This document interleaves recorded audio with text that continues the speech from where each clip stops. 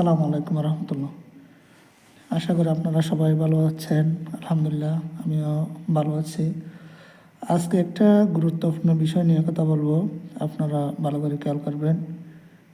আনা একটা শব্দ, এই শব্দটা চার জায়গা ছাড়া বাকি জায়গাগুলোতে টানান মানে। আর চার জায়গা হচ্ছে যেমন একটা আনা বা আনাবু, আনামিলা, আনাসিয়া। মনে করেন আনাবা দিয়ে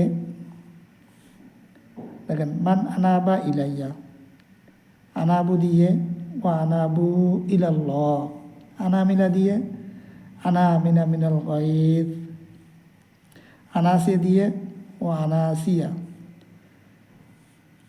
আর এই আনা এই শব্দটা মনে করেন কোরআন শরীফের এই আয়াতের মধ্যে দেখেন ওয়ালা আনা আবিদুম মা আবাদতুম, মনে করেন এখানে আনা এই শব্দটা এখানে ঠান নাই।